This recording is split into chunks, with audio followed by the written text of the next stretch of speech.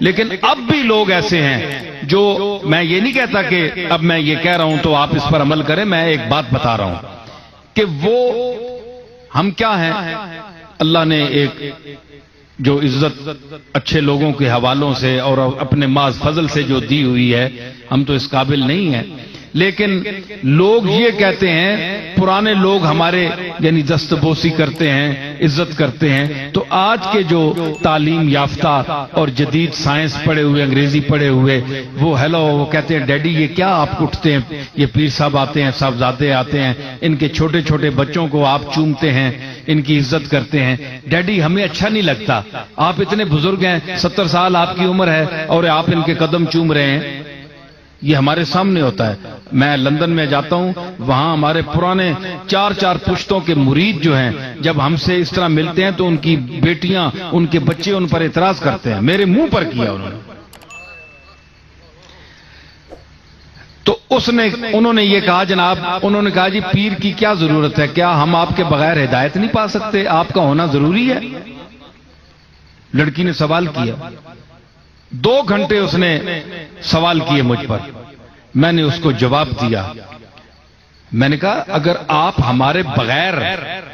جو ہمارا کام ہے اگر اس کو آپ سمجھنے کی صلاحیت رکھتی ہیں، وہ تعلیم حاصل کر سکتی ہیں، اور وہ زیغ جو میں نے کہا تھا، ٹیڑھا پن، اس ٹیڑھے پن سے بچ سکتی ہیں، کیونکہ 10,000 آج مسلک ہے، کوئی یہ کہتا ہے کہ میں سچا ہوں، ایک کہتا ہے میں سچا ہوں، ایک کہتا ہے میں سچا ہوں، 10,000 مذہب ہیں، اس میں آپ خود کو کس طرح بچائیں گے؟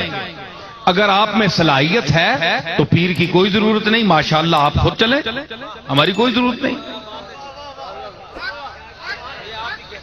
آپ دنیا کی طلب بھی کریں، پیسہ بھی کمائیں، دین بھی آپ نہ پڑھیں، دین کی طرف توجہ بھی نہ ہو، قرآن کا ایک لفظ بھی نہ آپ پڑھ سکیں، حدیث پر بھی غور نہ کر سکیں، اردو بھی نہ پڑھ سکیں، ترجمہ شدہ کتابیں بھی نہ پڑھ سکیں، اور پھر کہیں جناب کہ ہمیں بس پیر کی بھی ضرورت نہیں ہے، کسی استاد کی بھی ضرورت نہیں۔ پیر جو ہوتا ہے وہی استاد ہوتا ہے، استاد ہی پیر ہوتا ہے، ٹھیک ہے نا؟ تو اگر اس کی ضرورت نہیں ہے آپ کو تو ماشاءاللہ پھر آپ کی مسلمانی جو ہے، آپ کا جو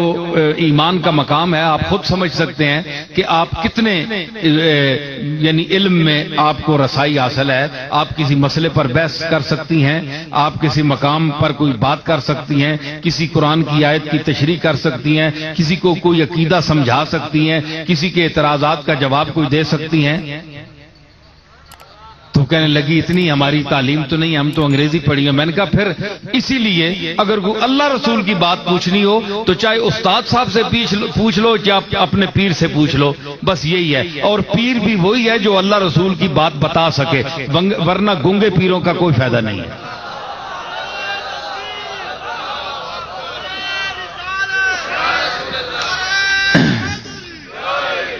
یہ اعتراض کرتے ہیں تو اس کو باپ اس کا خفا ہوتا تھا کہ گستاخ تمہیں شرم نہیں آئی،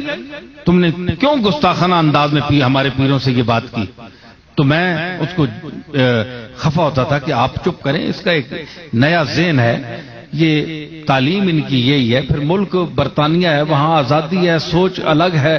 آپ گاؤں کے وہاں پرانے لوگ ہیں، آپ کی سوچ اور ہے، ان کی اور ہے۔ تو وہ بڑی بچی جو ہے مطمئن ہوئی، پھر میرے پاس آئی جی کہ میں آپ کی مرید ہونا چاہتی ہوں۔ جب دوسری تیسری مرتبہ میں لندن گیا، برمنگھم کا واقعہ ہے،